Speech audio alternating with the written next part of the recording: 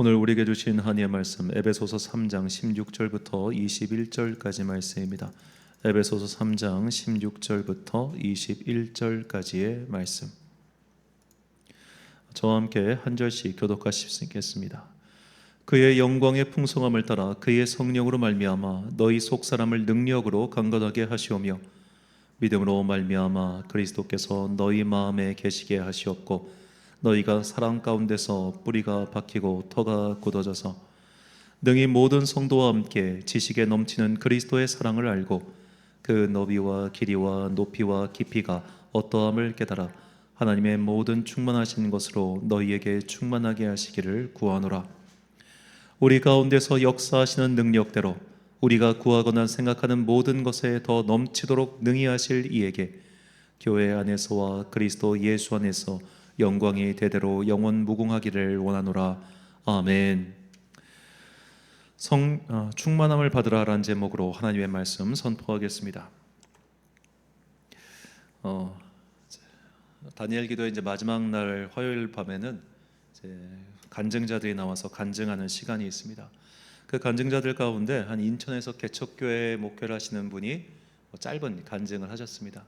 간증의 내용은 되게 간단했어요. 이제 개척교회에서 어려운데 이번에 이제 다니엘 기도회 때 기도의 제목으로 교회 봉고차가 생기게 해주세요라고 그냥 어떻게 보면 좀 단순한 마음으로 기도를 했는데 이제 교단에서 지원해주는 봉고차를 받았다.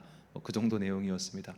근데 그 간단한 내용 중에 굉장히 그 공감이 가는 이 개척교회 목회자의 어려움을 토로하는 내용이 있었습니다. 이분도 저희 교회처럼 가족들과 함께 개척을 했는데 아무리 노력해도 성도가 늘지 않더라는 거예요. 오면은 가고 그런 일들이 계속 반복되었다는 겁니다. 가는 명분은 다 똑같아요. 찬양팀이 있는 교회에서 예배를 좀 풍성하게 드리고 싶다. 좀 교회 학교가 잘 된 곳에서 아이들 신앙교육을 잘 시키고 싶다.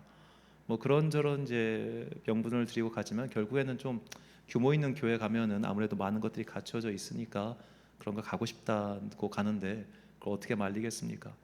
그리고 나서 이제 이분이 이 말씀하시는데 정말 공감 가는데 개척교회는 돈이 없어 힘든 게 아니라 그냥 사람 때문에 힘들다고 그 말을 했는 게 정말 동의 같습니다. 저희도 감사하게도 지금까지 돈 때문에 힘들어 본 적은 한 번도 없습니다. 그냥 지금의 이 현재 상태가 반복되는 것 때문에 무기력해지지 않으려고 노력할 뿐이죠. 그런 관점에서 저는 사실 이번 다니엘 기도회 때 저한테 주셨던 가장 분명한 주제는 오직 예수로 충만하라라는 메시지였습니다. 이제 강사님들 가운데 그런 말씀하신 분은 없습니다만 제가 그냥 기도회를 통틀어서 제가 받은 은혜의 메시지는 오직 예수로 충만하자. 오직 예수로 충만하자. 우리가 많이 부르는 찬양 중에 주님 한 분만으로 나는 만족해라는 찬양이 있죠. 이것도 상당히 좀 오래된, 제가 중학교 때 불렀으니까 30년도 넘은 찬양인데 이 찬양을 부를 때마다 제 안에 항상 그 생각이 있었습니다. 정말 예수로만 만족할 수 있을까? 우리가 하는 많은 기도 제목들을 한번 면밀히 살펴보면 우리는 사실 예수로만 만족해 하는 사람이 아닌 것 같다는 생각을 참 많이 해요. 이제 교회에서 이제 특히 부교육자로 있다 보면 그 송구영신 예배나 그럴 때 기도 제목들 이렇게 취합하지 않습니까? 성도들이 1년 동안 이런 기도 제목 저런 기도 제목 이렇게 하는데 그 많은 기도 제목들 중에 오직 예수로 만족하고 예수의 영이신 성령님으로 충만하게 해주세요라는 기도 제목을 저는 거의 본 일이 없습니다. 대부분의 기도 제목들 자녀가 있으신 분들은 이제 새 학기 이제 새해가 시작되는데 우리 자녀가 건강하게 해주시고 좋은 친구 만나게 해주시고 좋은 학교 좋은 선생 만나게 해주세요라는 기도가 주를 이루죠. 혹은 남편의 사업이 잘 되게 해주세요. 부모님의 건강이 회복되게 해주세요. 이런 식의 어떻게 보면 나와 관련된 내가 이룰 수 없는 소망에 대한 기도가 많습니다. 이것 자체가 나쁘다는 뜻이 아닙니다. 우리는 주님의 자녀로서 이 땅을 다스리시는 하나님의 주권에 의지하여 그런 기도를 마땅히 드려야 됩니다. 신앙이 없는 사람은 그런 기도 안 해요. 믿음이 있기 때문에 그런 기도하는 겁니다. 우리가 이제 새벽에도 지금 이제 엘리사의 이야기를 거쳐서 지금 계속 보고 있습니다만 엘리사를 통해서 하나님께서 무엇을 보여주셨습니까? 우리의 삶에 필요한 것들을 채워주시는 하나님을 보여주시잖아요. 하나님의 능력을. 그러니까 우리가 그런 능력을 구하는 건 당연한 거예요. 그런데 그것만 구하면 안 된다는 뜻입니다. 우리가 가장 먼저 구해야 할 기도의 제목, 그리고 우리가 궁극적으로 올라가야 할 신앙인의 가장 장성한 분량, 즉 성숙한 성도로서 우리가 항상 기도해야 할 최고의 기도 제목은 오직 예수로의 충만하게 해주세요라는 기도입니다. 예수님께서 주신 구원의 기쁨, 예수님께서 나에게 주신 그 성령의 충만한 은혜, 이것이 있기 때문에 이것을 가진 사람은 나의 현실의 상태가 쓰러지거나 나빠지거나 더 내려간다 할지라도 그것 때문에 마음이 와르르르 무너지는 일이 없더라는 거죠. 가끔씩 참 그 성도님들 가운데 신앙생활 잘하시고 건실하신 분이 내가 기대했던 삶의 모습이 이루어지지 않자 기도의 동력을 확 상실해버리는 분들 계세요. 근데 사실 그건 저도 그렇습니다. 그런 것들, 내가 바라는 소망, 내가 바라는 어떤 내 삶의 이상적인 모습, 그런 것들이 이루어지지 않으면 우리가 솔직한 말로 기도할 맛 뚝 떨어져요. 솔직히 기도가 언제 제일 재밌습니까? 내가 기도하는 것들, 그 기도의 제목들이 이루어지는 그 신비한 걸 보면 기도가 재밌어요. 아, 정말 하나님께서 살아계셔가지고 이렇게 기도의 제목들을 이루어 주시는구나. 이게 진짜 기도의 재미지. 그런데 그런 기도의 소위 말해 재미, 내가 말하는 소망들이 이루어지는 그 성취감, 이런 것들은 사실 우리가 추구해야 할 근본적인 목적이 아니라는 거죠. 우리는 성경이 항상 말하는 대로 예수님의 영이신 성령님으로 충만해야 합니다. 그렇게 우리 안에 예수님이 주신 그 성령님으로 충만하면 우리를 통해서 무엇이 나가는가? 생명의 물이 흘러간다고 성경은 말합니다. 예수님께서 말씀하셨습니다. 요한복음 7장 38절과 39절 말씀, 나를 믿는 자는 성경의 이름과 같이 그 배에서 생수의 강이 흘러나오리라 하시니 이는 그를 믿는 자들이 받을 성령을 가리켜 말씀하신 것이라. 아멘. 자, 특히 이제 예수님께서는 이 성령에 대해서 우리가 보면 성령은 특히 세 가지의 외적 형태로 나타나요. 그러니까 자연 현상이란 말이 아니라 비유로서 할 수 있는데, 성령님은 첫째로 바람처럼 나타나시기 때문에 어디서 왔는지 어디로 간지 알 수가 없고, 두 번째로 불처럼 임하시기 때문에 우리의 죄를 태우시는 것이고, 마지막이 물로서 임하시는 겁니다. 그래서 우리를 채워주시는 거예요. 바람과 불은 우리를 채우지 않죠. 바람은 흘러가고 불은 우리를 태워버리기 때문에 우리를 충만히 채운다고 하는 것은 바로 물이신 성령님의 역할입니다.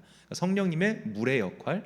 그래서 우리가 보면 그 술 취하지 말라 이는 방탕한 것이니 성령의 충만함을 받으라 이렇게 비교하고 있죠. 그러니까 술 취하는 것도 액체잖아요. 그러니까 너희 안에 이 술과 같은 액체로 가득 채우지 말고 성령께서 주시는 그 생명의 물로 가득 채워라라고 말씀하는 겁니다. 그렇다면 그 당시 사람들이 이 생수의 강이라는 표현을 들었을 때 뭐가 먼저 생각났을까요? 저는 이 표현을 다시 한번 묵상하면서 에스겔 47장에 나오는 새 예루살렘에 대한 말씀이 떠올랐습니다. 에스겔 47장 1절과 8절 말씀, 그가 나를 데리고 성전문에 이르시니 성전의 앞면이 동쪽을 향하였는데 그 문지방 밑에서 물이 나와 동쪽으로 흐르다가 성전 오른쪽 제단 남쪽으로 흘러내리더라. 그가 내게 이르시되 이 물이 동쪽으로 향하여 흘러 아라바로 내려가서 바다에 이르르니 이 흘러내리는 물로 그 바다의 물이 되살아 나리라. 아멘. 자, 이 생수라고 하는 것은 우리가 마시는 식수를 뜻하는 게 아니죠.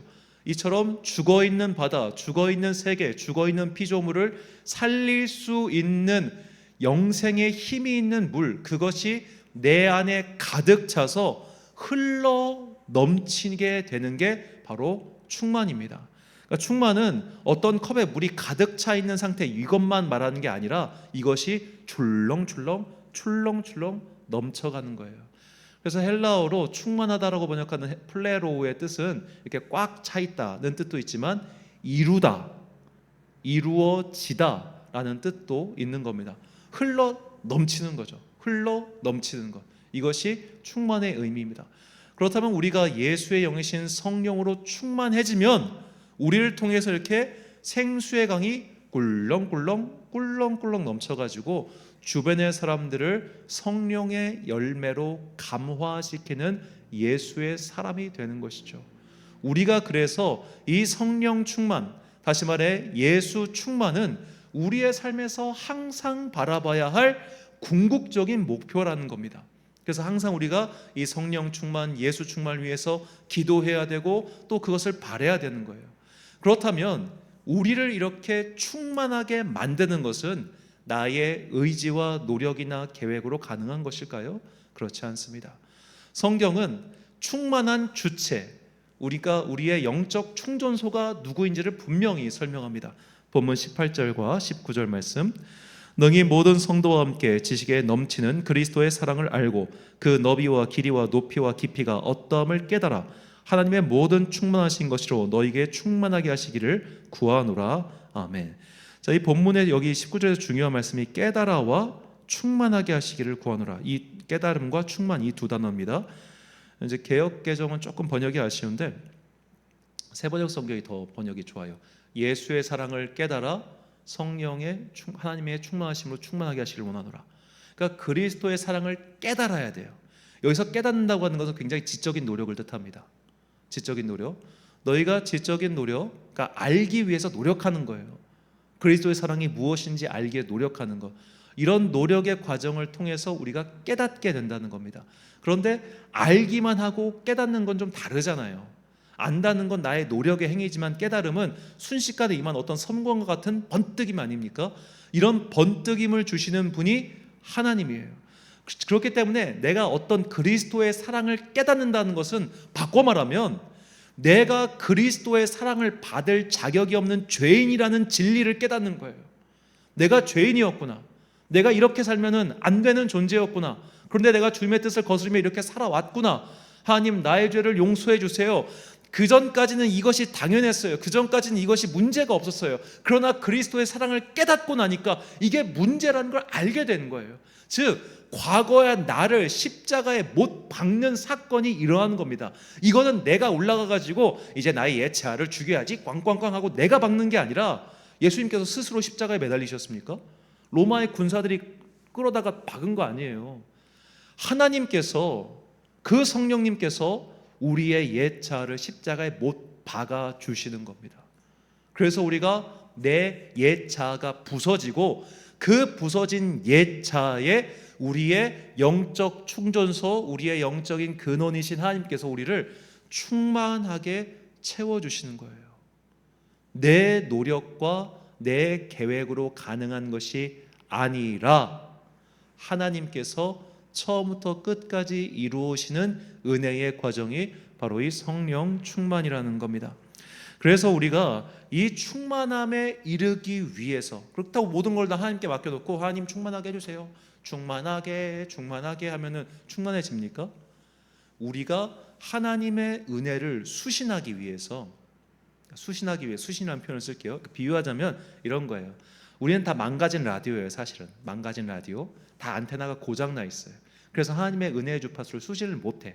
그런데 가끔씩 고장난 라디오도 어쩌다 돌리다 보면 그게 띠리릭 하고 수신하는 경우가 있지 않습니까? 그런 식으로 하나님을 만나는 사람들도 있어요. 갑작스럽게, 뜻하지 않게 삐리릭 하다 보니까 만나는 사람. 그런데 우리가 그런 경우가 아니라면, 이건 일반론적으로 봤을 때 우리는 최소한 이 안테나를 수리하기 위한 노력 정도는 해야 된다는 거예요.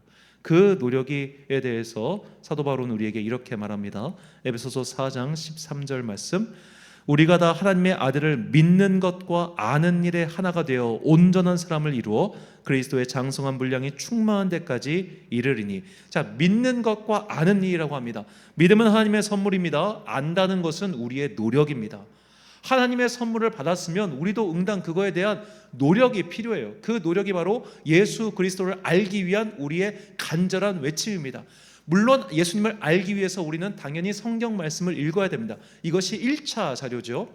그런데 읽는 것만으로 알 수 있습니까? 몰라요.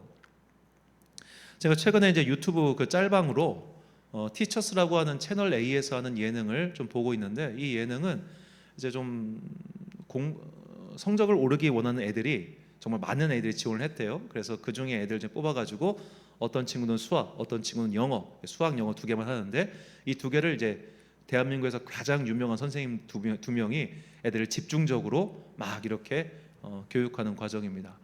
자, 그 과정을 쭉 보는데 되게 재밌는 걸 제가 깨달았어요. 그 고등학교 1학년 아이한테 이 중3, 중2 내용인가? 중2 수학 내용을 아무리 말로 설명해도 못 알아듣는 거예요. 못 알아요. 개념을 이해를 못 하는 거예요. 한 달 내내 씨름하니까 그 다음부터 개념을 알아서 문제를 풀기 시작하더라고요. 그분들 정말 귀신 같은 게 애들이 문제 푸는 과정만 봐도 정답을 맞추는데도 얘가 개념을 알고 정답을 맞춘 것과 개념을 모르고 정답을 맞춘 거 이걸 금방 구분하더라고요. 와, 이게 프로는 프로구나. 영어 선생님 그거 대단해요. 그거 어떻게 알았는지 모르겠어요. 그래서 이렇게 막 그걸 하는 과정을 쭉 보여주면서 제가 탁 깨달은 게 있어요. 사람은 듣고 설명해도 못 알아들어요. 듣고 설명해도 못 알아들어. 언제 알아듣느냐? 내가 계속 듣고 하다가 비로소 이해가 되었을 때부터 그 것들이 개념이 정리가 되잖아요. 말씀 생활도 똑같아요. 믿음 생활도. 대부분의 많은 성도들이 설교를 다 알아듣고 있을 거라 생각하지 이제 않습니다. 우리가 짧게는 20분, 길게는 1시가 되는 설교의 모든 내용을 성도들이 집중해서 듣고 그것을 이해하고 있다? 그런 기대는 버리는 게 좋겠더라고요. 그 이제 말해도 못 알아듣는 아이들 보면서 맞아. 아무리 쉽게 얘기해도 못 알아듣는 사람이 90%일 거야. 그래서 우리가 하나님 예수님을 알기 위해서 오랜 세월 지난한 시간 동안 노력하는 자세가 필요한 거예요. 중학교 2학년 수학의 개념 그 집합이었던 것 같은데 집합의 개념을 이해하기 위해서 일주일에 3시간 동안 과외를 받아야지만 그 한 단락이 이해가 된다면 우리가 예수 그리스도 하나님의 아들이라고 하는 그 엄청난 신비를 최소한 알기 위해서는 얼마나 많은 노력이 필요하겠습니까? 그래서 우리가 말씀을 읽어야 되고 또 읽은 말씀을 묵상해야 되고 묵상하면서 기도해야 되는 거예요. 그러한 과정이 있을 때 우리가 비로소 믿는 것과 아는 일에 하나가 되어 온전해져서 그리스도의 장성한 분량까지 자랄 수 있게 되는 것이죠. 이렇게 우리가 온전하여져서 그리스도 예수의 영으로 충만하게 되면 그 다음에 아까 말씀드린 것처럼 생수의 강이 흘러넘쳐서 우리의 삶에서 선한 열매를 맺게 된다는 겁니다. 골로새서 1장 10절 말씀입니다. 주께서 합당하게 행하여 범사에 기쁘시게 하고 모든 선한 일에 열매를 맺게 하시며 하나님을 아는 것에 자라게 하시고. 자, 이상까지 말씀드린 모든 과정은 단계적인 과정이 아니에요. 굉장히 복잡하게 한꺼번에 일어나면 일종의 비빔밥 같은 과정입니다.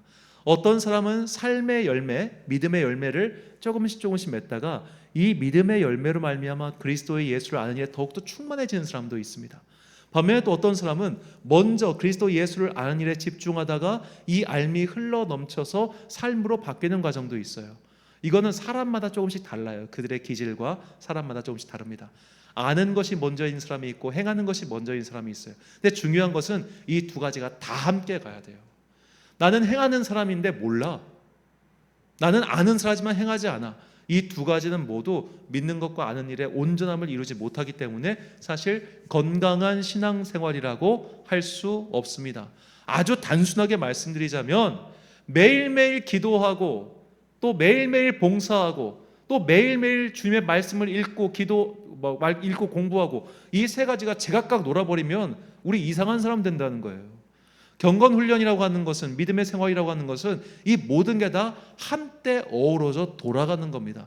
그럴 때 우리의 믿음이 그리스도 예수의 장성한 분량에 이르게 된다는 것이죠. 이게 믿음의 반석 위에 집을 짓는 사람인 겁니다. 말씀을 듣고 실천하는 사람. 말씀을 듣고 실천하는 사람.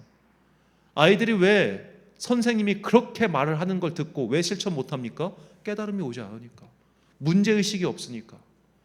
그때 그 나온 애들 중에 아까 말 티처스 내용 다시 이게 공부 습관이랑 신앙생활 습관이 놀랍도록 비슷해요. 진짜 놀랍도록 비슷한데 그 티처스에 나온 애들 중에 이런 애가 있었습니다. 자기의 현재 상태를 몰라요. 내 현재 실력이 어느 정도인지 몰라. 나는 지금 걔가 고등학교 1학년인데 막 고등학교 1학년 수학을 풀고 있는데 지금 얘는 고등학교 1학년 수학을 풀 때가 아니라 중학교 수학보다 다시 풀어야 되는 상황인 거예요. 이거를 그때부터 이제 다시 잡아가는 거죠.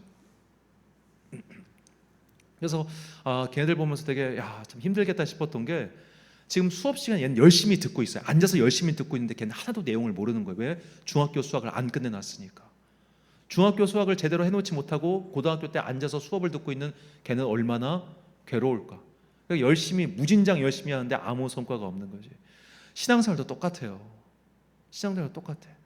이해하지 못하고 그냥 열심히만 하면 나중에 이상한 사람 됩니다. 그래서 우리가 하나님을 아는 것과 믿는 것이 합하여 온전해져야만 이 내 안에서 정말로 생수의 강이 흘러넘쳐서 사람들을 적시고 사람들을 감화시키고 변화시킬 수 있는 주님의 도구가 된다는 것이죠. 그래야 우리 안에 정말 예수로만 만족할 수 있는 큰 기쁨이 임하게 되는 것입니다. 저는 이제 성도의 경건 생활을 이렇게 5가지로 흔히 이제 구분을 해요. 예배 드리는 것, 성경 공부하는 것, 기도하는 것, 찬양하는 것, 봉사하는 것. 이 중에서 예배 드리는 것 당연히 중요하고 성경 공부하는 것도 중요하고 기도하는 것도 당연히 중요합니다.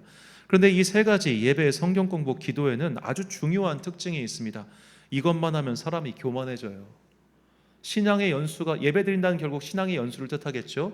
신앙의 연수가 나아가면 교만해지는 사람 많습니다.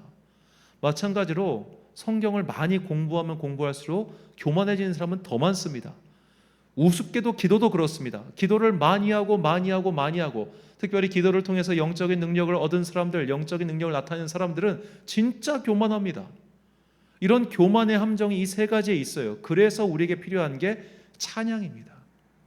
아까도 우리가 찬양을 불렀습니다만 내 모든 삶의 기쁨 늘 충만하네, 살아계신 주 나의 참된 소망, 걱정 근심 전혀 없네.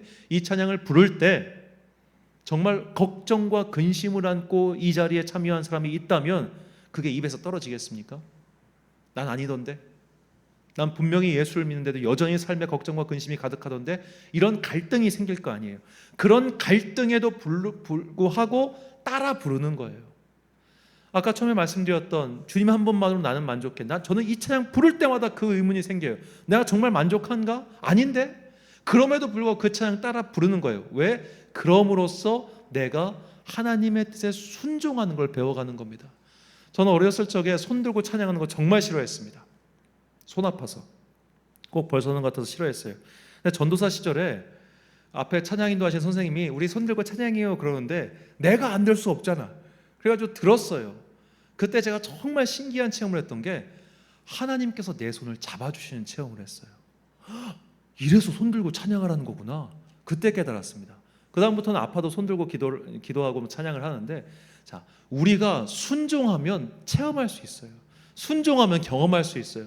말씀에 순종하고 따라가면 믿음의 반석 위에 집을 지은 사람이 된다니까요. 그래서 아는 것과 행하는 것, 이것이 하나가 되어 우리 안에 정말 예수의 영으로 가득 채우고자 하는 열정과 열망이 생겨날 때 주님께서는 그 안에 예수의 영을 부어주시고, 그리하여 우리가 정말로 예수로 충만한 사람, 예수로 만족한 그 성도의 궁극적인 모습을 꿈꿀 수 있게 되는 것입니다. 사도 바울은 이 간구와 소망을 담아서 성도들에게 다음과 같이 권면합니다. 이 소망의 말씀 우리가 참목소 읽어보겠습니다. 로마서 15장 13절 말씀 시작. 소망의 하나님이 모든 기쁨과 평강을 믿음 안에서 너희에게 충만하게 하사 성령의 능력으로 소망이 넘치게 하시기를 원하노라. 아멘. 사랑하는 천안광성교회 성도 여러분, 그리고 이 기도에 함께 참여하고 계신 귀한 주님의 자녀 여러분, 오직 예수로 충만하고 오직 예수로 만족한다는 고백은 그저 우리가 감정에 취해가지고 주님 한 분만으로 난 만족합니다 라고 말할 수 있는 그런 단순한 고백이 아닙니다. 아는 것과 행하는 것에 하나가 되어 믿음의 반석 위에서 하나님의 은혜를 체험하고 하나님의 살아계심을 체험해도 예수 한 분만으로 만족하기는 정말 힘들어요. 우리가 다 각자 믿음 생활 가운데 체험들이 있을 겁니다. 살아계신 하나님에 대한 고백들이 있을 겁니다. 그럼에도 불구하고 내가 정말 내 삶 속에서 예수 한 분만으로 만족하고 예수 한 분만으로 기뻐합니까? 내 삶에 어떤 것이 틀어지면 짜증나고 내 삶에 어떤 것이 내 생각대로 안 되면 좌절하는 게 우리의 습성이잖아요. 그렇기 때문에 우리는 이 예수로 충만하고 예수로 만족해 하는 이 궁극적인 목표를 향해 날마다 나아가야 되는 사람이다. 날마다 나아가야 되는 사람. 이 영혼의 그릇에 채워 있는 예수님의 영은 안타깝지만 우리가 흘려 보내는 게 아니라 그냥 쏟아낼 때가 많아요. 은혜를 받고 채워졌는데 이게 흘러 넘치는 게 아니라 채웠다가 주르륵, 채웠다가 주르륵 빠져나가는 때가 정말 많다는 겁니다. 그래서 날마다 은혜를 구해야 되고 날마다 예수님을 알기 위해 노력해야 되며 날마다 예수님을 닮기 위해 발버둥 쳐야 되는 것이 이 땅에서 마지막 날까지 성도의 삶입니다. 이 삶을 향하여 오늘도 주님, 내가 정말 예수로 만족하기를 원합니다. 예수로 충만하기를 원합니다. 그리고 충만한 상태로 살아가기를 원합니다. 이 믿음의 고백과 간구와 소망을 담아 이 찬양 부르신 후에 함께 기도하겠습니다. 충만이라는 찬양, 문명이어도 공허하지 않는 것은 예수 안에 난 만족합니다.